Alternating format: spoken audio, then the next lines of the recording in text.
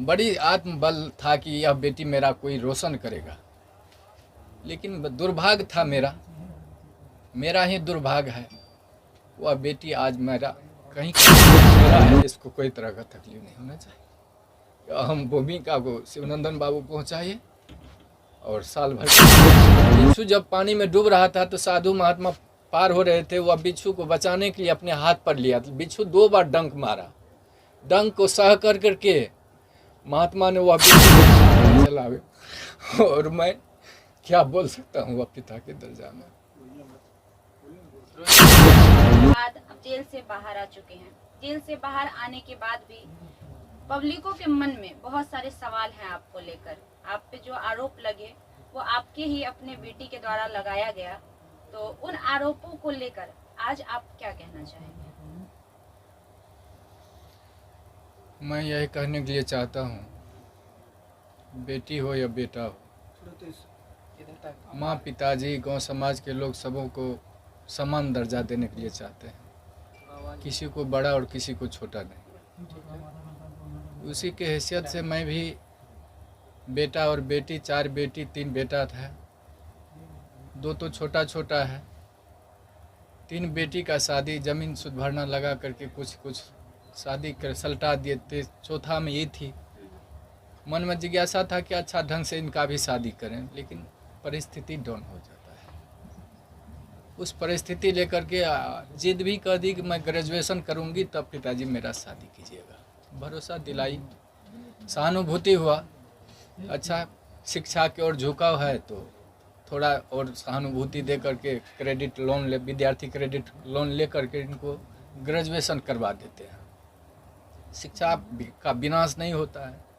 मैं यही चलते उन पर सहानुभूति रखा और जहाँ जहाँ सोचे साइड बिजनेस थोड़ा लगा देते हैं, जीविका से जुड़ा दिए। गाँव समाज में 10 ठो समूह चलाएगी, उससे जो होगा आगे विकास, बुद्धि भी विकास उनका होगा। सेप्स ऑफ कंपनी से भी जोड़ा दिए थे। वहाँ जहाँ जहाँ अररिया मीटिंग होता था, पूर्णिया मीटिंग होता था, गाड़ी ड्राइव कर करके इस अवस्था में उस बेटी को हमने पहुँचाया था। और बड़ी आत्मबल था कि यह बेटी मेरा कोई रोशन करेगा, लेकिन दुर्भाग्य था मेरा ही दुर्भाग्य है। वह बेटी आज मेरा कहीं का नहीं रखा। साल भर जेल में सड़वाया, कानून का शरण लिए,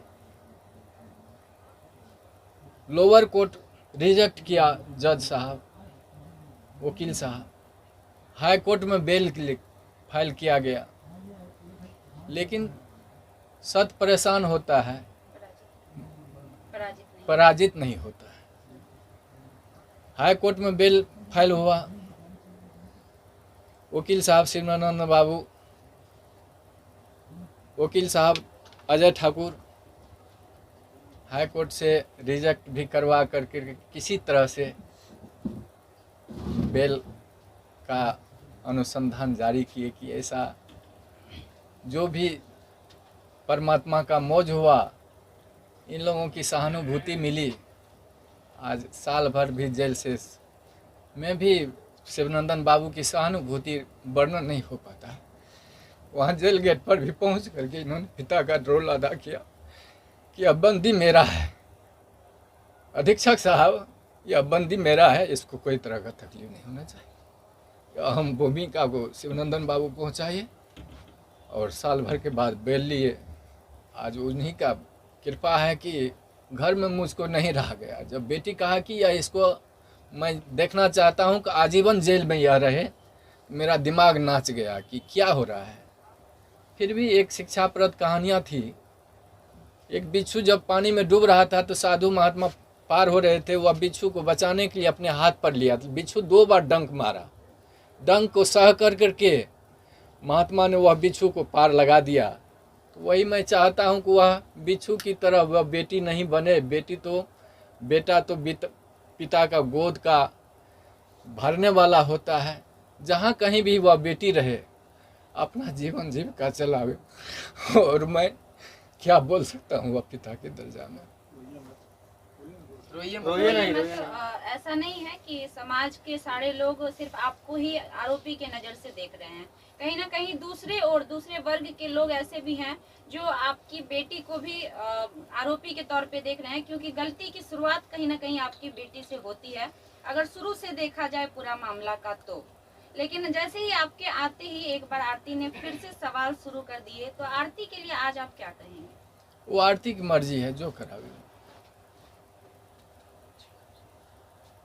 अब आपके अच्छा 1.5 साल तक, साल भर तक आप लोग जेल में रहे, आपका एक छोटा बेटा भी है, आपकी बूढ़ी माँ भी है, किस प्रकार से आपका घर चल पाया इन दिनों? परमात्मा जाने, हम नहीं जानते। अच्छा, इन सारी भूमिकाओं में जितने दिन से आप लोग जेल में थे पूरे परिवार, तो वकील शिवनंदन भारती लगातार, जैसा अब आप बोले कि गार्जियन की तरह का देखभाल किए या फिर हमेशा मतलब इस केस को विशेष फोकस किए, क्या कुछ कहना है उनके बारे में? यह वर्णन नहीं हो पाता।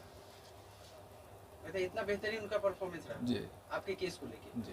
आप एक पिता हैं, लोग ये भी जानना चाहते हैं कि उस रात में असल में क्या हुआ था, कुछ आपको याद है? आप मतलब कुछ देखे थे? बता पाएंगे? आरोप तो झूठे भी लगते हैं, सही जी। क्या है वो तो माननीय न्यायालय के ऊपर है, लेकिन आप कुछ बता सके थोड़ा सा? मालूम थोड़ा सा हुआ तो सोचा कि प्रेम तो अंधा होता है, अच्छा, वो समय जो रहता है, वो अवस्था जो रहता है परे हो रहता है, लेकिन उस पर कितने कितने विद्वान लोगों का भी पैर फिसल जाता है, महात्मा को भी पैर फिसल जाता है।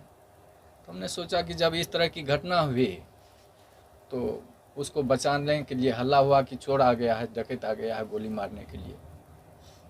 तो उससे पूर्व भी लड़का वो उन्होंने धौंस दिया था कि मैंने गोली से उड़ा दूंगा।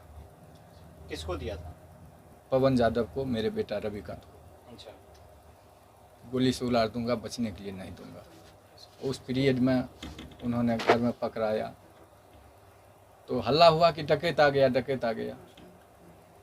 डकैत के दरमियान में पहचाने उसको तो कहा, देखे मेरा जात भाई है, बच्चा है, पैर फिसल गया। उसको बचाने के ख्याल से मैंने घर में बंद किया, और उस दरमियान में कैसे उसका मौत हो गया हम लोगों को जांच का विषय, मतलब आपको इसके बारे में इसके बाद विशेष कुछ जानकारी नहीं? कुछ नहीं। से आप लोग बेल पे बाहर आए हैं, तब से आरती सोशल मीडिया पे ये बयान दे रही है कि उनके परिवार में, तो आप लोग से आरती को खतरा है, घर दिखाने की बात हो रही है, इसको आप कैसे देखते हैं? और अपनी बेटी को कुछ कहना चाहिएगा हमारे माध्यम से? हम तो यही कहने के लिए चाहते हैं कि माँ बाप तो जिगर होते हैं, हृदय का टुकड़ा बाल बच्चा उनका होता है, तो उसके प्रति आघात कहीं माँ बाप सोचे, गांव समाज के लोग सोचे। इसलिए अगर आरती चाहती है, साल भर तो जेल में सजा ही दी, अब ज़मीन जायदाद तो बेच करके थोड़ा बहुत बेल करवाए, अब चाहती है कि गांव समाज को छोड़ करके कहीं चले जाए, तो मैं जाने के लिए तैयार हूँ। बेटी जहाँ कहीं भी रहे वो खुश हो बन के रहे। जो घटना आपके साथ घटित हुई है उससे समाज में जितने भी पिता हैं सब सहमे हुए हैं। बहुत सारे पिता अपनी बेटी को लेकर उनके मन में ये सवाल पैदा हो रहा है कि क्या हमारे साथ भी हमारी बेटियां भी ऐसा कर सकती हैं। तो उन पिता के लिए आपकी क्या मैसेज होगी, क्या संदेश होगी? सब बेटी बेटा ऐसा नहीं होता है। हम भगवान से प्रार्थना करते हैं वह सद्बुद्धि दे और सत रास्ता पर वह बेटा बेटी चले, और जो बिगड़ने के लायक होती है वह बेटी को भी मैं प्रार्थना कर रहा हूँ गुरु महाराज से, भगवान से, कि वह दूसरे के बहकावा में नहीं आकर करके अपना जो कर्तव्य है, अभी भी शादी की है, अभी भी हक निभा कर करके दोनों घर को आबाद करके चले। इसी में मैं भगवान से प्रार्थना करता हूँ। ठीक ठीक। हाँ सर, आप मीडिया वालों को कुछ संदेश देना चाहते हैं तो वो संदेश हमारे माध्यम से दे सकते सर, मीडिया वाला से प्रार्थना है, विशेष तो मैं नहीं कह पाऊँगा कुछ, लेकिन लाचार न करें, घर पर तबाही न करें और अपने आप पर काबू पा जाएं। और जो भी बयान लेना होगा वकील साहब के माध्यम से जो भी करने के लिए कहेंगे मैं तैयार हूँ। हैं?